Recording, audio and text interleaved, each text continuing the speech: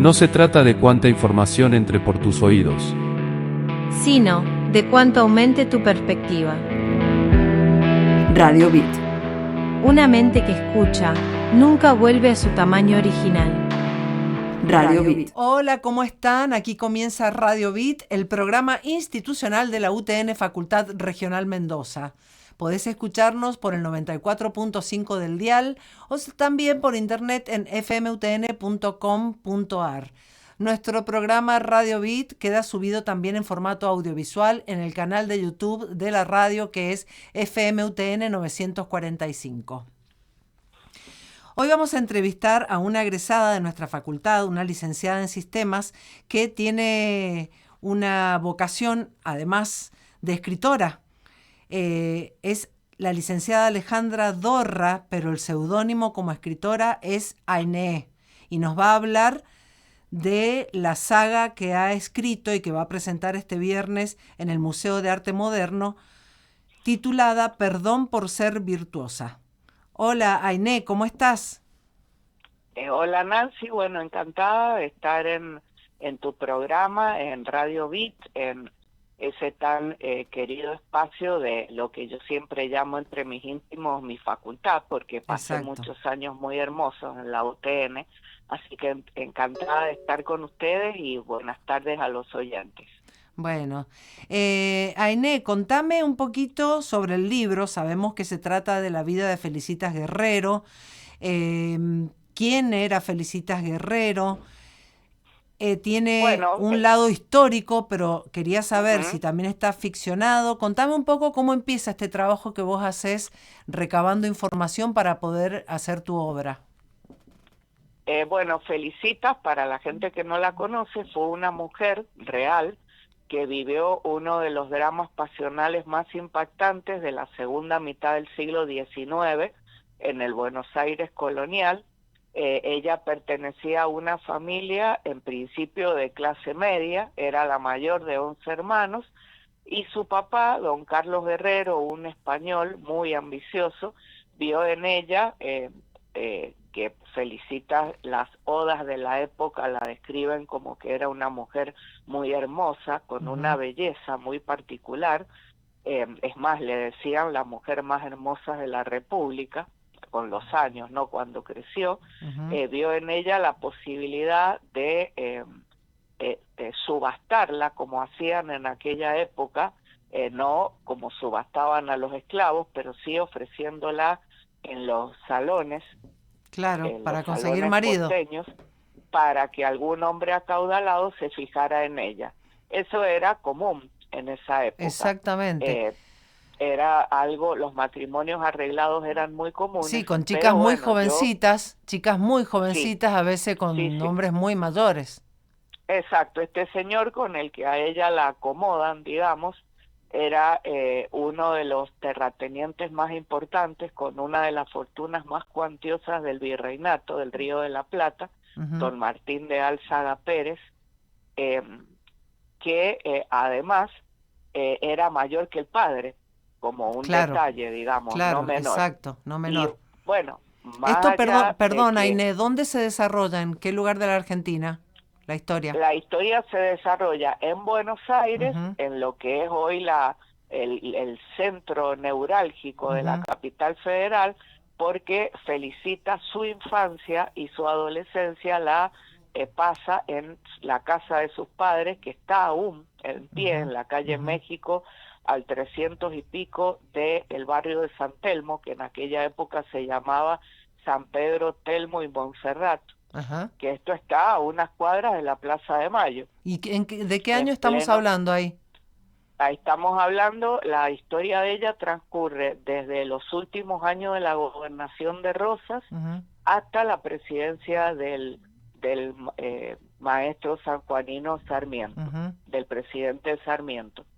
Y yo, bueno, cuando esta historia llega a mí, hace 20 años, como yo tengo perfil técnico, no soy ni historiadora ni periodista, tuve que estudiar con libros, porque en aquella época no existían el bagaje de información que hay ahora en Claro, Internet, hace 20 años. ni soñando.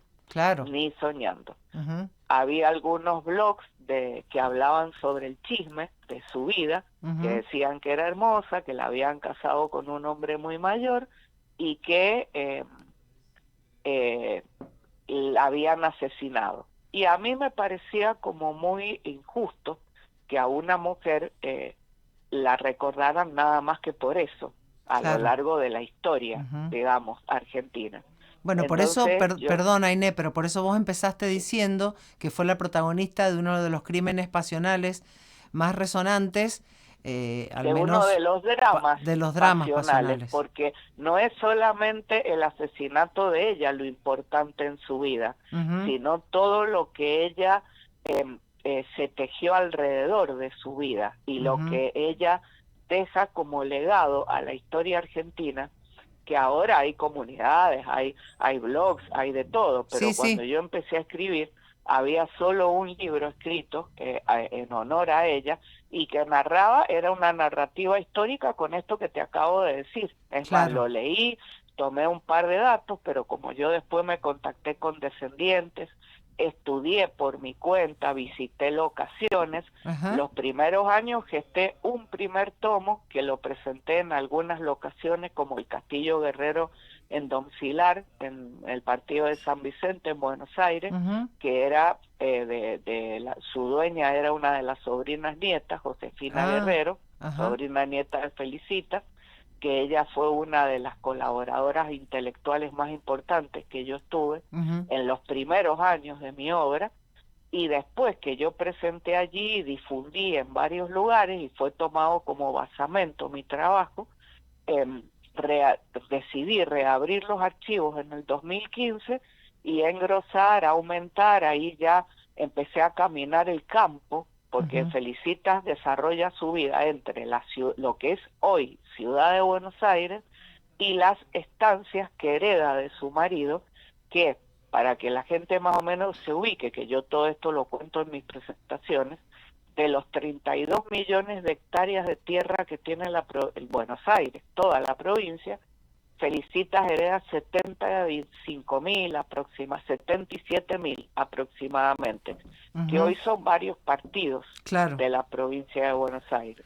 Claro, y Y tengo yo entendido por lo más o menos lo que estuve leyendo de algo de reseñas que me enviaste del libro, que ella, además de, bueno, lo que la hizo tristemente célebre, que fue el drama y el asesinato que sufrió ella por parte de un varón, también sí, era que yo como para la sostengo que no época, es él, ¿eh? ¿perdón? Yo sostengo, yo sostengo que Enrique Ocampo no la mató a Felicitas, Ah, mira vos, que eso es bueno, una trama que se desarrolla a lo largo de los 5 tomos, porque la ajá. saga tiene 5 tomos. Bien, no, A lo que él te sí, le endilgan la muerte ajá, de ella, ujú, porque en esa balacera Enrique muere antes de Felicitas. ajá, Y para que vos te ubiques más o menos en el drama que se tornó esto, en el lugar en donde se desarrolla el asesinato, Felicitas estaba dando una fiesta en sí, ese sí. momento en la Quinta La Noria, en Barracas, que ya no Se iba está a en pie. comprometer con su segundo marido, Sí,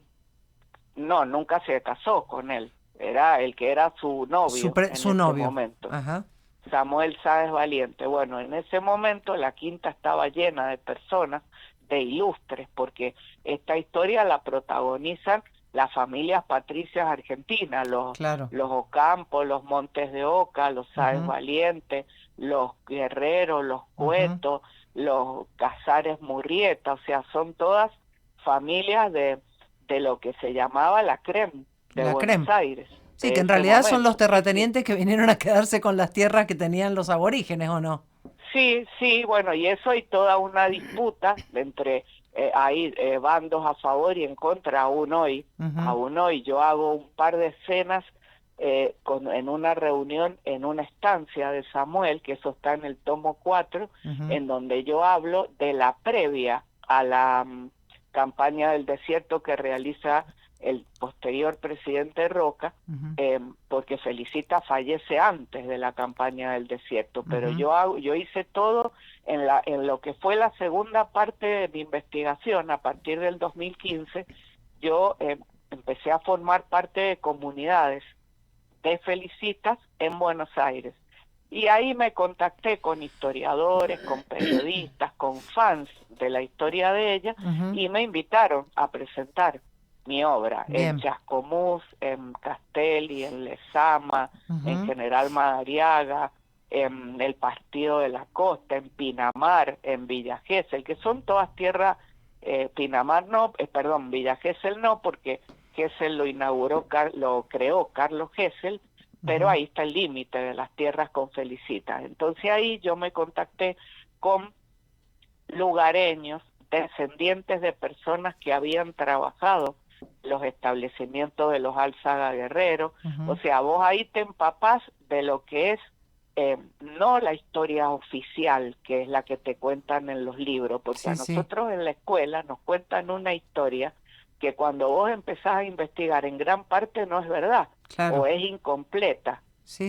O sesgada. Exactamente. Entonces yo empecé a investigar con personas porque bueno, yo soy estudiante de yoga y de otras disciplinas orientales, y lo más rico de la trascendencia de los grandes maestros es de boca en boca. No está en ningún libro, ahora está documentado, pero en principio se transmitía, se decía que el maestro le susurraba al discípulo en el oído la enseñanza a transmitir. Bueno, yo comencé a hacer ese trabajo de recorrer y de contactarme con varios historiadores, algunos historiadores, profesores de historia, y otros historiadores de estudio de amor a la historia argentina, que para mí eso, y de amor a la historia sin comercializar, porque hay un montón de gente que sabe muchísimo de historia y vos no la ves nunca en ningún medio. ¿Entendés? Que no lucran con la historia. Bueno, ¿y de qué te, digamos, en el alma? ¿Y qué te aportó este contacto con los historiadores? Y de un tomo de 500 páginas pasaron a 5. Imagínate. Imagínate. O sea, a mí se me abrió un panorama que ni siquiera se me hubiese podido ocurrir que existía. ¿Me entendés? Claro, porque vos te centrás primeramente en la historia de Felicitas, pero se te abre, como vos decís, un panorama, porque también en algunos de los libros, es una saga de 5 libros, hablas del antes y el después, quizás, de la historia de la época de Felicitas, del contexto. Eso está en el tomo 5, está en el tomo 5 porque ella, o sea, no es solamente ella, toda la población argentina pasa por un montón de cosas muy interesantes en aquella época, como es cómo era el tratamiento del agua durante las epidemias, porque en el tomo 2 está la parte más oscura de la Argentina de aquella época, que es la guerra del Paraguay, las pestes, las epidemias, qué pasaba con el agua, con los afluentes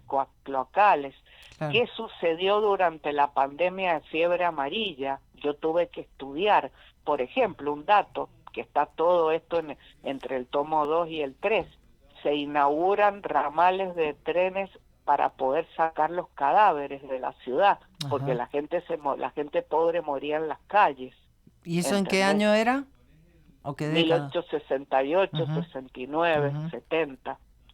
Entonces, todo eso, todo lo que es el tratamiento de aguas, por qué los ricos se iban al norte y los pobres quedaban al sur con los drenajes de los desechos cloacales, porque no había agua, no había agua potable, no había cloacas en aquella época. Bueno, yo todo esto lo tuve que estudiar. Tuve que estudiar qué pasaba a nivel jurídico, legislativo, testamentario, antes, durante y después la vigencia de los códigos. O sea, conmigo ha trabajado un equipo de personas, entre ellos médicos, abogados, jueces, historiadores, porque los que protagonizan la historia, yo necesitaba voces. ¿Quién hablaba en la voz del doctor Juan José Montes de Oca? ¿Quién hablaba en la voz de los abogados, no sé, Enrique Zumbland Sáenz, por nombrarte, todos personajes reales? Tuve que estudiar la vida de ellos para poderlos hacer hablar, porque una cosa es una narrativa y otra cosa es crear perfiles de está ficcionado esto, ¿verdad? Es histórico, pero es ficcionado. Y ficcionados son los diálogos, porque Claro, quién sabe claro. lo que hablaban. Exacto. ¿Entendés? Pero yo para eso tuve que estudiar el desempeño de estos seres humanos en la sociedad. Claro, ¿Me digamos, los entendés? diálogos son ficcionados, pero basados en lo histórico. Los hechos reales no se Claro. pueden mover. Claro, No se exacto. pueden mover porque bueno, vos tenés un hilo histórico Ujú. de vida que interactuaron en un momento y en un lugar en el que yo no viví, Claro. que por eso es que tuve que estudiar muchísimo. Ujú. ¿Entendés? Ainé, te hago una pregunta. Tengo entendido que Felicitas Guerrero fue, digamos, como una feminista, por llamarlo de alguna forma, en esos tiempos sin saberlo, porque fue una mujer empoderada. Ella perteneció a una casta de mujeres de quiebre, porque recordémosle a la gente que en aquella época la mujer solo existía para tener hijos. Exacto. Y para administrar el hogar, morían pariendo, Ujú, pobrecitas, ujú.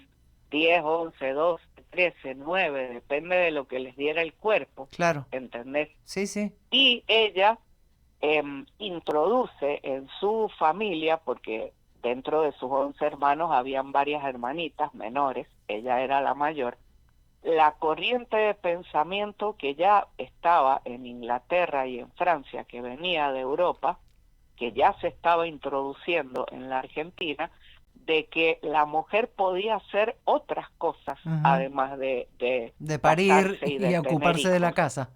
Claro. Exacto, que por eso es que a fin del siglo XX, principios del XXI, comenzamos a estudiar, a trabajar, Ujú, etcétera, etcétera. ujú. O sea, todo Votar, lo que votar. sucede en la Argentina ya venía de Europa, Claro. ¿entendés? Bien. Ya venía de Europa. Ujú. O sea, esas corrientes de pensamientos que llegaron a Buenos Aires es la que yo he introducido en que ella ya la ejerce. ¿Y por qué la ejerce? No es un invento mío, porque cuando muere el marido, ella toma las riendas de las estancias Claro, y se exacto. convierte en una de las primeras administradoras de Ujú, tierra en ujú. Argentina. Claro, Entonces, que no es un hecho menor. por supuesto. Y te lo dice la gente cuyos ancestros han trabajado en estos establecimientos, que muchos están en pie y yo he visitado. Claro. ¿Entendés? Sí, sí, sí. O sea que aquí vos te das cuenta de por qué la Argentina llegó a ser el granero del mundo Ujú. al comienzo del siglo XX, cuando vos te enterás, por ejemplo, de que una de sus estancias, La Postrera, que era su favorita, que está a la vera del Salado, que es un lugar soñado, está en el límite entre Castelli y Lezama, a 160 kilómetros aproximadamente de la capital, era en aquella época una de las productoras de lana merino más importantes de la Argentina. Y esa la administraba ella. Ella, por supuesto, en Claro. cada estancia, que esto también lo tuve que estudiar, hay cientos de personas trabajando y Ujú. yo tuve que estudiar el organigrama porque existe un principal, que sería como un gerente general, que se lo llamaba el mayordomo, Ujú. que los historiadores me proporcionaron hasta los nombres de los principales en aquella época. Cuando Felicitas las administraba, el de La Postrera se llamaba Felipe Plou, Ujú. y debajo de Felipe Plou habían varios capataces de arreo, capataces, cada, digamos, faena tenía su capataz, y debajo venían los peones, o sea, se criaban ganado bovino, o sea, vacas, ¿Que algunos de los peones ovejas. eran aborígenes o ya esto era después de la campaña del desierto? Mira, eso no te lo puedo precisar porque la línea, lo Ujú. que se llamaba la frontera, estaba justo en La Postrera. Entonces Ajá, ahí ajá. los indios iban y venían, Claro, se cruzaban, claro. ya existía el mestizaje, ¿entendés? Claro, sí, Seguramente sí, que había mestizos trabajando, sí. seguramente. Ainé, te hago una pregunta. ¿No se te ocurrió estudiar filosofía y letras, por ejemplo? No, En tu ¿sabes por qué? juventud, Porque digamos, yo, cuando eras más joven. no, ¿sabes por qué? Porque en paralelo a que yo cursaba en la UTN, Ujú. y siempre hice mucho deporte, jugué muchos años para la UTN al vóley. Ajá. Viste que se hicieron, no sé si se siguen haciendo ahora, las Olimpiadas Intertecnológicas. Sí, No sé si eso sigue existiendo. sí, hay unos juegos, sí, sí, siguen existiendo. Bueno, yo participé muchos años cuando se hacían en Embalse de Río Tercero, que se reunían las 22 regionales de todo el país. Yo hice mucho deporte, sigo haciendo aún, y ya tenía yo mis lecturas espirituales, tipo esotéricas, que es a lo que yo más le he dedicado tiempo en mi vida. Y claro. la vida de Felicitas ingresa a mí a través de un artículo que escribió una gran periodista mendocina que promovía la cultura, que falleció este año, Marina Correas, que yo le he hecho un homenaje en mis redes. Ella fue la que fue al Castillo Guerrero y escribió un artículo para el diario Los Andes, y a mí me llamó ese artículo, lo tengo enmarcado yo aquí en mi casa, es más, en mis redes está, y yo cuando hago mis presentaciones digo que ese artículo fue el que cambió mi vida, porque a mí de ese artículo en donde se relataba la historia del castillo, de Felicita, bla, bla, bla, a mí me llamó la atención la leyenda urbana que hay de ella en Barracas. ¿Cuál es? Dicen que su fantasma aparece en las noches de tormenta, que fue como cuando ella falleció, hubo una tormenta muy grande en enero de 1872. Entonces yo entré por ese lado. Claro. A la historia, ¿me entendés? Te llamó la atención como fantasma y después te conquistó como personaje.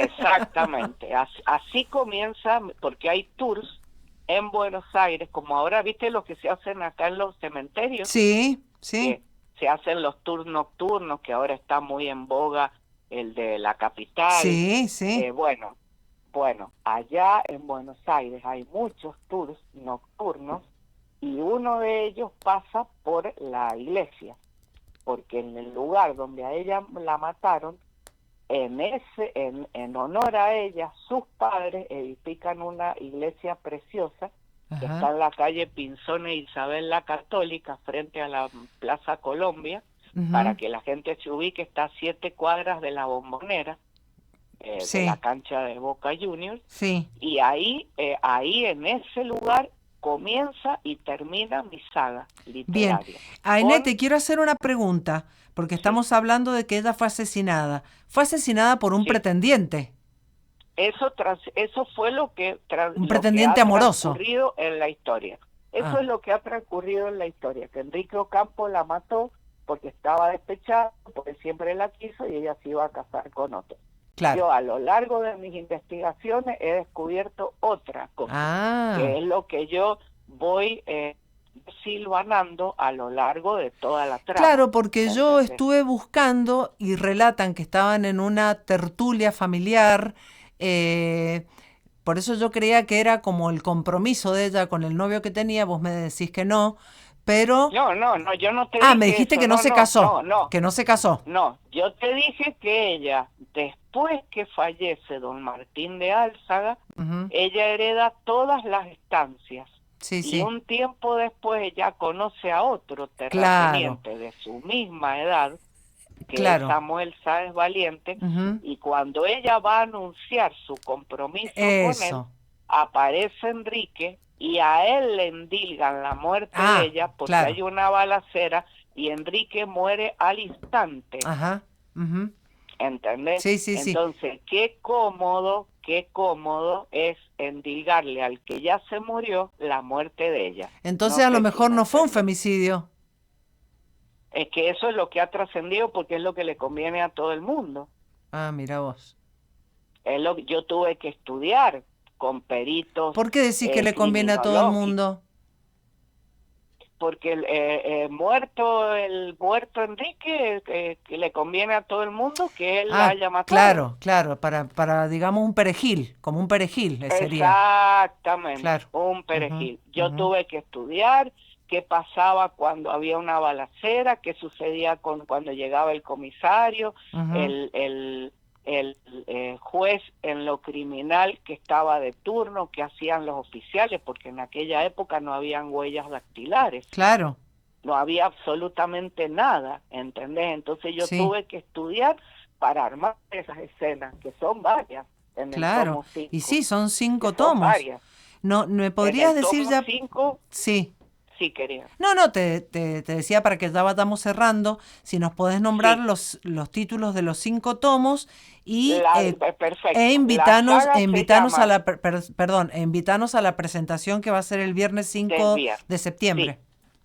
sí, bueno, le quiero contar a la gente que mi obra ya ha sido declarada de interés cultural en varios municipios de Buenos Aires y en la provincia de Buenos Aires también. Ujú. Y en este momento estamos ya en una instancia avanzada en la Cámara de Diputados aquí en En Mendoza, Mendoza, gracias ajá. a Dios, y ya ha sido declarada de interés cultural en la Municipalidad de Godoy Cruz Ujú. y en la capital.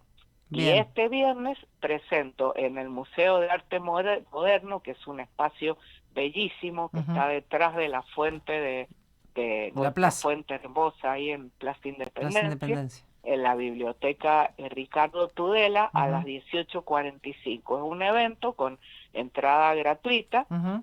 para todo el mundo y ahí no solo vamos a hablar acerca de esto, un poco de lo que yo te cuento, Ujú. sino que yo tengo imágenes que muestro de mis investigaciones, la gente que colaboró, Claro, las los documentos. residencias locales.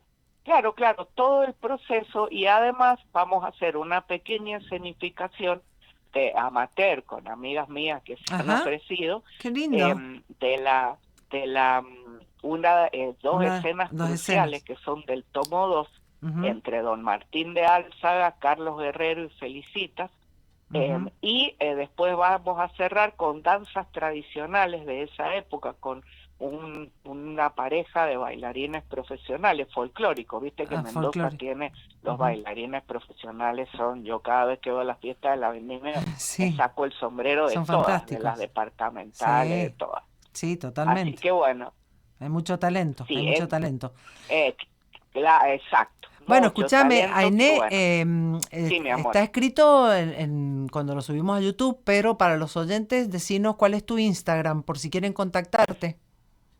Sí, mi amor. Mi Instagram se llama soy-AAINE, Ujú. que Ainé yo lo elegí Ah, porque eso, es un contame. seudónimo.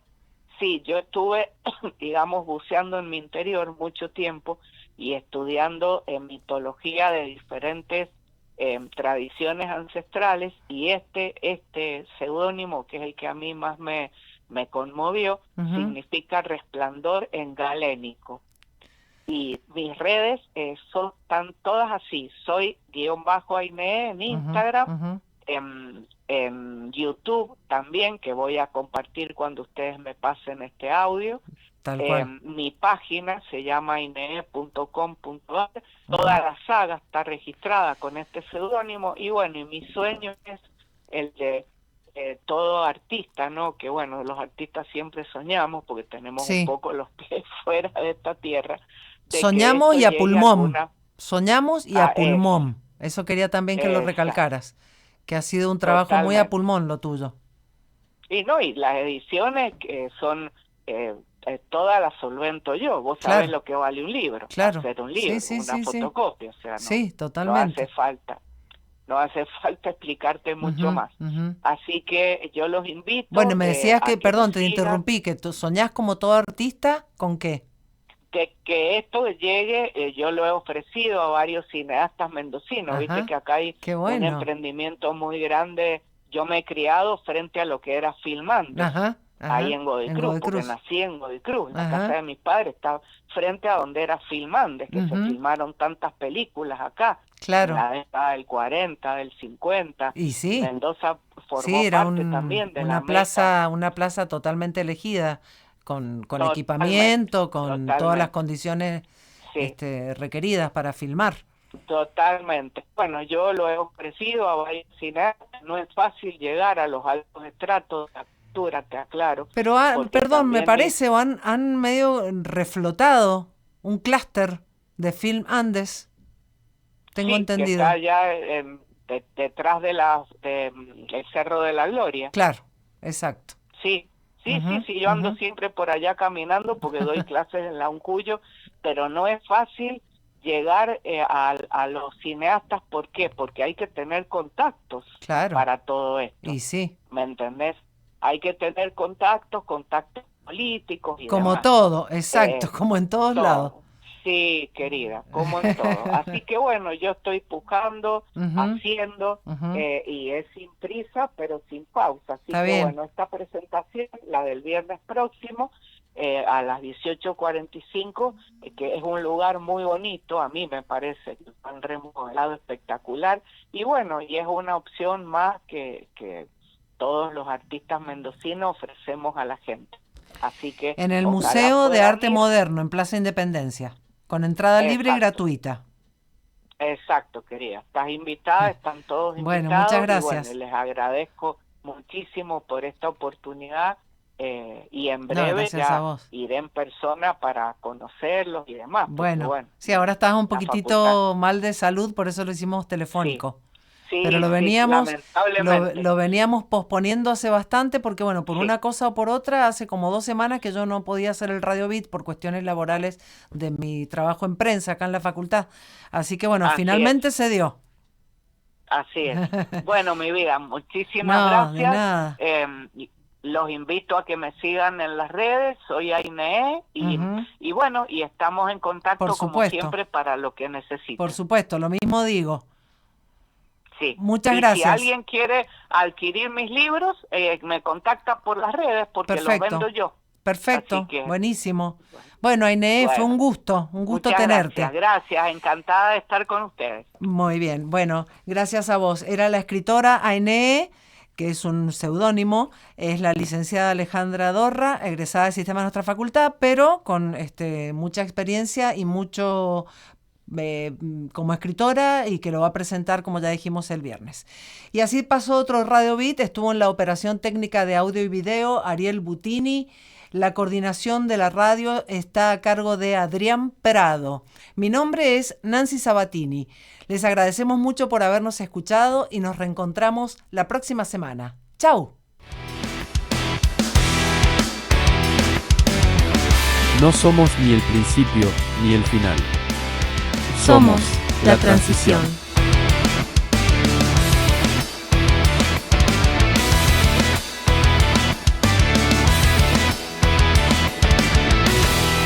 Radio Beat.